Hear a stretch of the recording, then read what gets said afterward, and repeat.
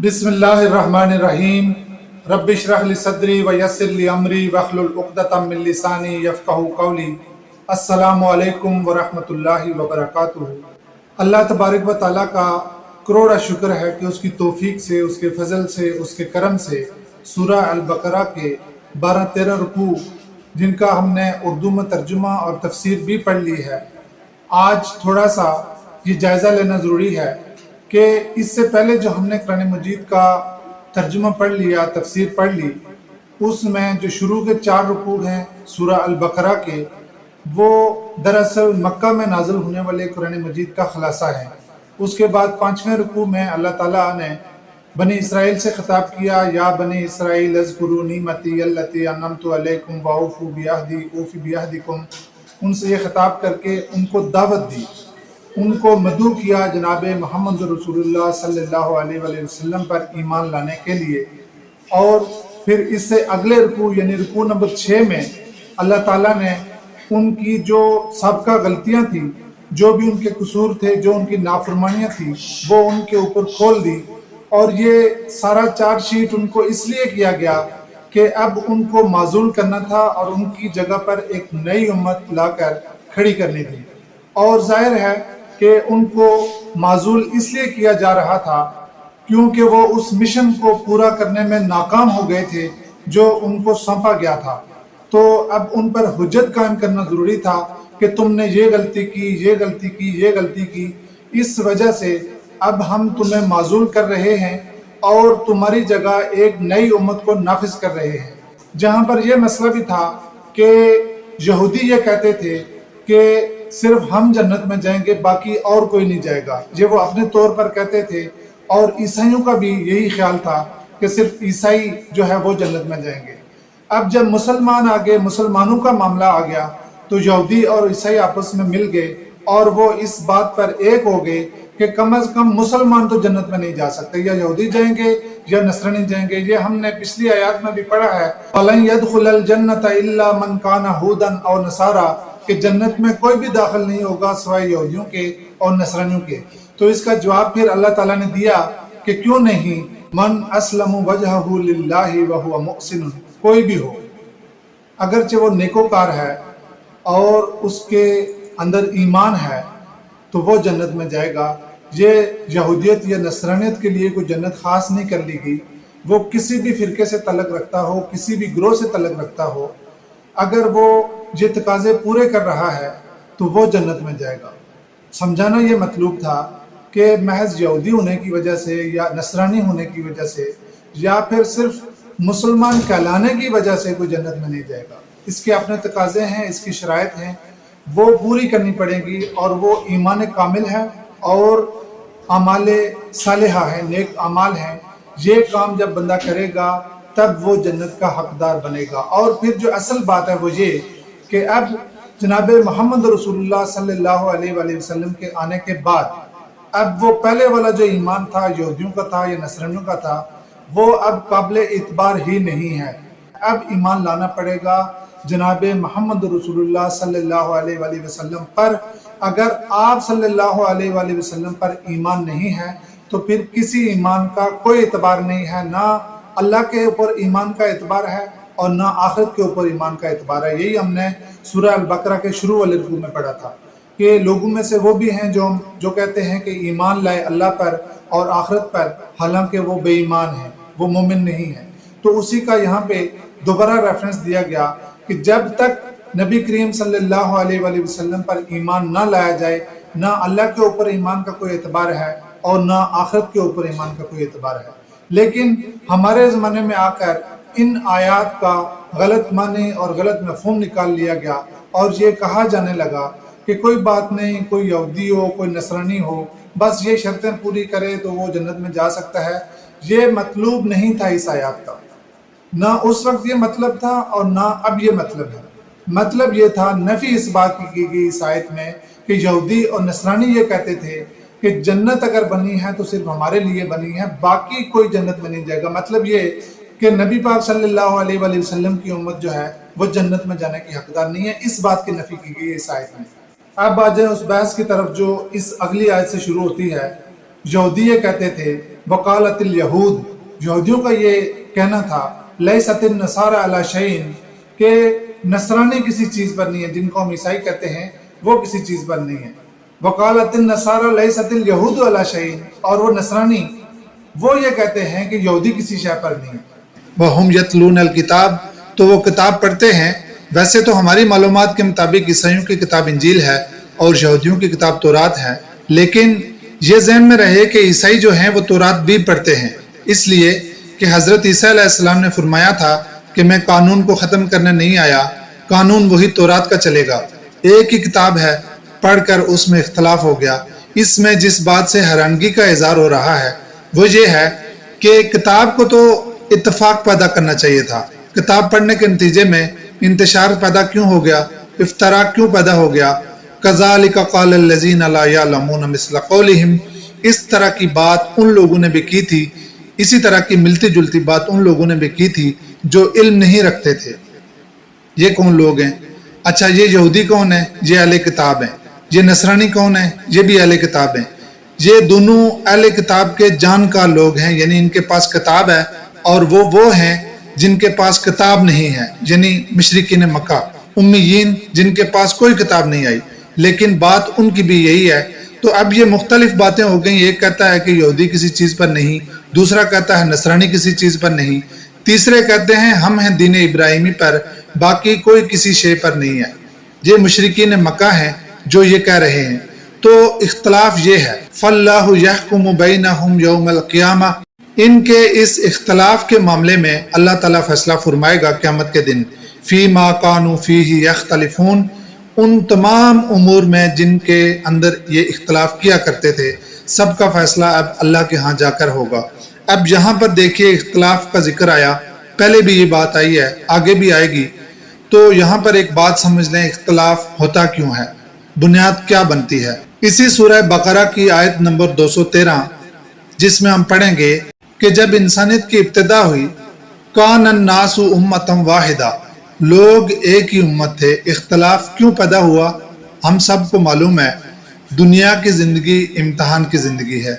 तो ये इम्तहान जो है ये कैसे होता है? एक तरफ होते हैं हमारे फ़राइज़ जो अल्लाह ताला की तरफ से आयद हैं, ये करो, ये ना करो, ये मिशन है, ये मकसद हयात है, ये ज़िंदगी का काम है, ये ज़िंदगी के फ़राइज़ हैं, ये अदा करने हैं। और दूसरी तरफ हमारी ज़रूरियात ज़िंदगी, पेट खाने को मांगता है, और हमारी ज़रूरियात हैं, जैसे हमने कुंबा पालना है, बच्चे पालने हैं, उनको अच्छा रहन सहन फराम करना है। ये सारा कुछ जो हमने उर्दू की किताबों में बचपन में पढ़ा, तन मन धन, अब ये जो ज़रूरतें हैं ये बाज़ औक़ात रुकावट बन जाती हैं हमारे फ़राइज़ के रास्ते में। इसी मानी में अल्लाह ताला ने कहा, ला तुल्हिकुम अम्वालुकुम वला औलादुकुम अन ज़िक्रिल्लाह, कहीं तुम्हारा माल और तुम्हारी औलादें तुम्हें अल्लाह की याद से गाफिल न कर दें। वमन यफ़अल ज़ालिका फ़उलाइका हुमुल ख़ासिरून, और जो कोई भी ऐसा करेगा वो नुकसान उठाने वालों में से होगा। ये नहीं कहा गया कि इन्हें घर से निकाल लो, अगरचे एक जगह ये भी कहा दुश्मन है, लेकिन वहाँ भी फरमाया इन्हें माफ़ करते रहो, दरगुजर करते रहो। असल में जो बात समझाना मतलूब है वो क्या है? वो ये है कि चौकन्ने रहो, होशियार रहो, अलर्ट रहो। जैसे पानी किसी बाल्टी से आहिस्ता आहिस्ता लीक हो जाता है जहाँ सुराख होता है, ईमान के लीक होने का खतरा यहाँ मौजूद है। ये जो तुम्हारे करीबी रिश्तेदार हैं, बीवी बच्चे हैं, इनसे तुमको मोहब्बत है, कहीं इनकी मोहब्बत गालिब ना आ जाए, जो तुम्हारे ईमान के तकाजे हैं वो पीछे रह जाएं और तुम इनकी मोहब्बत में ईमान के तकाजे पूरे ना कर सको। इसलिए होशियार रहो, चौकन्ने रहो और अलर्ट रहो। दूसरी तरफ इंसान की एक कमज़ोरी और भी है, वो कमज़ोरी ये है कि इंसान जल्दबाज है। जैसे अक्सर हम ये कहते हैं कि जल्दबाजी का काम शैतान का काम होता है, लेकिन ये जो जल्दबाजी है ये इंसान के अंदर कूट कूट कर भरी हुई है, और इसका नतीजा जब निकलता है वो क्या निकलता है कि जो हम मेहनत और कोशिश दुनिया के लिए करते हैं ना, इसका रिजल्ट तो फ़ौरन निकल आता है। तालिब इल्म है, साल बाद पेपर देता है, उसका फ़ौरन रिजल्ट आ जाता है। कोई नौकरी करता है, उसको महीने बाद रिजल्ट मिल जाता है तनख्वाह की सूरत में। बाज़ को हफ्ते बाद सैलरी मिलती है, वो उनकी मेहनत का रिजल्ट होता है, उनकी मेहनत का अजर होता है, नतीजा होता है। और जो रोज़ाना मजदूरी करते हैं वो सुबह जाते हैं, शाम को अपना रिजल्ट साथ लेके आते हैं, उनकी जेब में पैसे होते हैं। جب یہ نتیجہ سامنے آتا ہے نا انسان کے، تو انسان اندر سے سیٹسفیکشن فیل کرتا ہے، اس کو ایک تسلی ہوتی ہے کہ جو کام میں نے کیا، جو محنت کی، اس کا مجھے حاصل و موصول بھی میرے سامنے آ گیا۔ بیوی بچوں پر صرف کرے گا تو خوشی ہوگی، دل خوش ہوگا، لیکن دوسری طرف جو محنت ہم ایمان کے لیے کرتے ہیں اس کا ہمیں پتہ ہی نہیں ہوتا کہ قبول ہوا بھی ہے کہ نہیں ہوا۔ ابھی نماز پڑھی ہے، اتنے وسوسے آئے، دل حاضر نہیں تھا، توجہ نہیں تھی، یہ نہیں تھا، وہ نہیں تھا، طرح طرح کے خیالات۔ اسی وجہ سے یہودیوں نے بھی موسیٰ علیہ السلام سے کہا تھا کہ جب موسیٰ علیہ السلام ان کو فرعون سے نجات دلا کر وادی سینا کی طرف لا رہے تھے، رستے میں آ گیا سمندر، کہنے لگے موسیٰ تو نے ہمیں مروا دیا، اب کہاں جائیں گے؟ آگے سمندر ہے، پیچھے فرعون کا لشکر ہے، انا لمدرکون، موسیٰ ہم پکڑے گئے۔ موسیٰ علیہ السلام نے کہا گھبراؤ مت، اللہ تعالیٰ ہمارے ساتھ ہے، وہ ہماری ضرور مدد کرے گا۔ اور آپ کو معلوم ہے کہ اللہ تعالیٰ نے سمندر کو حکم دیا کہ وہ ٹھہر جائے، اس طرح ان کے لیے اس میں سے راستہ بنا دیا۔ موسیٰ علیہ السلام سلامتی کے ساتھ اپنے لشکر کو لے کر سمندر پار ہو گئے۔ جب دوسری جانب پہنچے تو پیچھے سے فرعون کا لشکر آیا۔ جب فرعون کا لشکر سمندر میں پہنچا تو اللہ کے حکم سے سمندر چل پڑا اور فرعون اپنے لشکر سمیت غرق ہو گیا۔ موسیٰ علیہ السلام کے ساتھ جو لوگ تھے وہ مسلمان تھے، ان کی آنکھوں کے سامنے یہ اتنا بڑا معجزہ ہوا۔ اللہ تعالیٰ نے دکھایا کہ سمندر نے ان کو رستہ دے دیا اور ان کے دشمن کو رستہ نہیں دیا۔ یہ اللہ کا معجزہ تھا اور انہوں نے اپنی اس کھلی آنکھوں سے دیکھا۔ لیکن ذرا جلد بازی انسان کی چیک کریں کہ انسان کو فوراً جو نتیجہ چاہیے ہوتا ہے وہ کرتا کیا ہے۔ جب یہ تھوڑے سے آگے گئے نا تو وہاں پہ کوئی بستی تھی جہاں پر لوگ اپنے بتوں کو آگے رکھ کر وہ کوئی پرستش کر رہے تھے۔ تو یہ جو مسلمان تھے یہ موسیٰ علیہ السلام کو کہنے لگے موسیٰ ہمیں تو اس طرح کے خدا چاہیے جو جن کے سامنے یہ لوگ بڑے سکون سے بیٹھے ہوئے ہیں، ہمارا بھی دل کرتا ہے کہ ہم بھی اپنے خداؤں کے سامنے اس طرح سکون سے بیٹھیں۔ مطلب کیا ہے؟ مطلب یہ ہے کہ ان کو اللہ تعالیٰ سامنے چاہیے، وہ صبر نہیں کر سکتے قیامت تک یا اپنے اعمال کا محاسبہ ہونے تک یا کوئی حساب کتاب ہونے تک، ان میں صبر نہیں ہے۔ وہ ابھی رزلٹ دیکھنا چاہتے ہیں کہ عبادت کرنے سے اللہ راضی ہوتا ہے کہ نہیں ہوتا، کچھ ملتا ہے کہ نہیں ملتا۔ یہ ہے انسان کی جلد بازی کا سبب، اور اس لیے انسان جلد باز ہے اور دھوکہ کھاتا ہے۔ تو وہ کہنے لگے موسیٰ ہمیں بھی اس طرح کے خدا دے، ہمیں نماز میں اتنی توجہ نہیں ہوتی، ہمارے لیے بھی اس طرح کے بت بنا دے تاکہ ہم بھی توجہ کے ساتھ ان کے آگے بیٹھ سکیں۔ موسیٰ تو ہمیں کس خدا کے پاس لے کے جا رہا ہے؟ تو یہ انسان اس اعتبار سے فرائض ادا کر کے اس کو کوئی فائدہ حاصل نہیں ہوتا، کوئی نتیجہ اس کے سامنے نہیں آتا، جبکہ دوسری طرف دنیا میں ترقی کر کے نتیجہ فوراً سامنے آتا ہے۔ پھر لوگ بھی اسی کی بنیاد پر عزت دیتے ہیں، سٹیٹس بنتا ہے، معاشرے میں ایک بڑا نام بنتا ہے، لہٰذا انسان بڑی آسانی سے اس کی طرف راغب ہو جاتا ہے۔ نیک اعمال کی طرف چڑھائی چڑھنی پڑتی ہے لیکن دنیا کی طرف خود بخود انسان چلا جاتا ہے۔ اس کے لیے پیغمبر بھیج کر دعوت دینے کی ضرورت نہیں ہوتی کہ شادی کرو، گھر بناؤ، کیریئر بناؤ، ڈاکٹر بنو، انجینئر بنو۔ اس کے لیے کسی نبی کے آنے کی ضرورت نہیں ہوتی۔ یہ کیڑے تو انسان کے اندر موجود ہیں اور انسان خود بخود ان کی طرف لپکے گا، دوڑے گا، بھاگے گا اور آگے جائے گا، اور یہ فوری نتیجہ نکلتا ہے اس کا۔ اور یہ انسان اس طرف میلان بھی رکھتا ہے۔ یہاں تک تو بات بڑی آسان ہو گئی، لیکن اگلا مسئلہ کیا ہے؟ اگلا مسئلہ یہ ہے کہ جب دو بھائی ہیں، ایک کا میلان ان دنیاوی چیزوں کی طرف ہے، دنیاوی مرتبے کی طرف ہو گیا ہے، اور دوسرے بھائی کا میلان اس کتاب کی طرف رہا، اللہ کی طرف رہا، اللہ کے رسول صلی اللہ علیہ وسلم کی طرف رہا۔ اب اس گھر کے اندر کیا ہوگا؟ مسائل کھڑے ہوں گے۔ ایک کے بچے خوشحال زندگی بسر کر رہے ہیں اور دوسرے کے ہاں غربت نے ڈیرے ڈال رکھے ہیں۔ اب گھر میں کنفلکٹ پیدا ہوگا، آخر کار کوئی نہ کوئی تو جسٹیفیکیشن بنانی پڑے گی۔ یا تو جو بھائی دیندار بنا ہوا ہے اسے بھی آہستہ آہستہ وہی پٹری پکڑنی پڑے گی جو بڑے بھائی نے پکڑی ہوئی ہے، یا پھر کنفلکٹ جنم لے گا۔ جہاں سے اختلاف شروع ہوتا ہے یہ وہ جگہ ہے۔ اب جو لوگ دنیا کی طرف رخ جنہوں نے کر لیا اور اوپر سے صورت بنی ہوئی ہو دیندار، ویسے تو اگر سارا کچھ بیچ دیا ہو پھر تو الٹی چھلانگ مارنا اتنا مشکل نہیں ہوتا، لیکن اگر آپ کا حلیہ، آپ کی وضع قطع دیندار ہے، اندر سے دل آپ کا دنیا دار ہو گیا ہے، تو اب آپ نے دین کی وہ تعبیر کرنی ہے، وہ معنی نکالنے ہیں الفاظ کے، اور دین کا وہ مطلب نکالنا ہے جو دنیا بنانے کے راستے میں رکاوٹ نہ بنے، دنیا کا مال کمانے کے راستے میں رکاوٹ نہ بنے۔ اب جب آپ اس طرح کا معنی نکالیں گے، قرآن کا غلط، دین کا غلط معنی نکالیں گے، تو یہاں پھر کتاب والوں کے درمیان اختلاف پیدا ہوگا۔ جو کتاب کو مضبوطی سے پکڑیں گے وہ تو چاہیں گے کہ وہی پرانی تعبیر، پرانے معنی، پرانا مطلب ٹھیک تھا جس سے ہم چلے آ رہے تھے، اسی کے مطابق چلا جائے، اور جو چاہیں گے کہ دنیا بھی ساتھ چلے وہ اس جدید اور نئی تعبیر کو پسند کریں گے، وہ اس طرف لپکیں گے، وہ کہیں گے ہاں یہ مولوی صاحب، یہ جنہوں نے ہفتے کے دن مچھلیاں پکڑنے کا طریقہ کار بتایا ہے نا، یہ صحیح، ان کو اللہ تعالیٰ نے علم بھی دیا ہے، سمجھ بھی دی ہے، توفیق بھی دی ہے، تو یہ والے ٹھیک ہیں۔ تو جس کے دل میں دنیا کی محبت ہوگی وہ ادھر کھینچے گا، اور ادھر جو پیچھے اصل دین والے تھے وہاں چند دانے ہی رہ جائیں گے جو اصل دین پر جمے ہوئے ہیں۔ اسی سے پھر نئے نئے فرقے اور مسلک بنتے چلے جاتے ہیں، اور نئی نئی تعبیریں ہوتی ہیں۔ کھونٹے سے کھل گیا کٹا، اور جب کٹا کھل گیا تو کدھر جائے گا اللہ ہی جانے کدھر جائے گا، جس سے بندھا ہوا تھا اس سے تو کھل گیا، اب ادھر جائے گا یا ادھر جائے گا پتہ نہیں کدھر جائے گا۔ یہ ساری اختلافات کی جڑ بنتی ہے وہ جو کہا جاتا ہے نا، زن زر زمین، یعنی عورت، دولت اور زمین، اس پر سارے جھگڑے ہوتے ہیں، یہ سبب ہوتے ہیں، یہ محبتیں ہوتی ہیں۔ ایک طرف اللہ اور رسول صلی اللہ علیہ وسلم کی محبت ہے، آخرت کی محبت ہے، دوسری طرف یہ دنیا کی ساری محبت ہے جو بالکل حاضر ہے، فوراً نتیجہ ہے، یہ مال و دولت دنیا، یہ رشتہ و پابند۔ دوسری طرف یہ رکاوٹ بنتے ہیں۔ امتحان یہی ہے کہ بندہ ادھر آتا ہے یا بندہ ادھر جاتا ہے، تو اگر وہ دنیا کی طرف چلا گیا تو بس اختلافات کی یہاں سے شروعات ہو جاتی ہیں۔ اور اب آپ ذرا اس کو ذہن میں رکھ کر سوچیں، بنی اسرائیل کی تاریخ میں یہ بات ہمیں ملے گی کہ ان کے ہاں ہر وقت ایک نبی موجود رہتا تھا جو صحیح راستے کی طرف انہیں گائیڈ کرتا تھا، لیکن جب آخر میں حضرت عیسیٰ علیہ السلام آئے اور ان کے سامنے، ان لوگوں کے سامنے عیسیٰ علیہ السلام نے دعوت پیش کی، اور عیسیٰ علیہ السلام ہیں کون؟ جن کی پیدائشی باپ کے بغیر ہے۔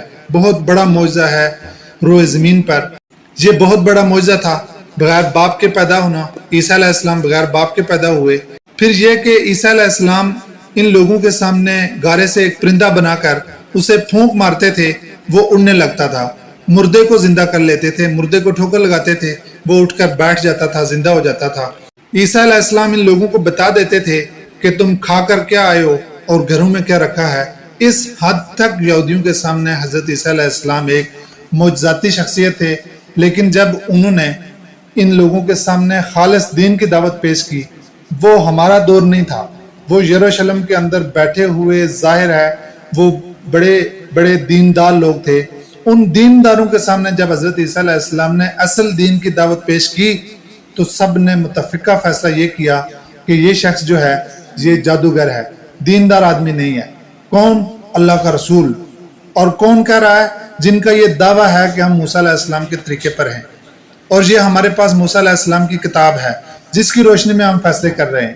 اور انہوں نے انتباہ کیا کیا کہ جو اس وقت اللہ کا رسول ہونے کا دعویٰ کر رہا ہے یہ اللہ کا رسول نہیں ہے۔ اور یہ کون ہے؟ یہ جادوگر ہے۔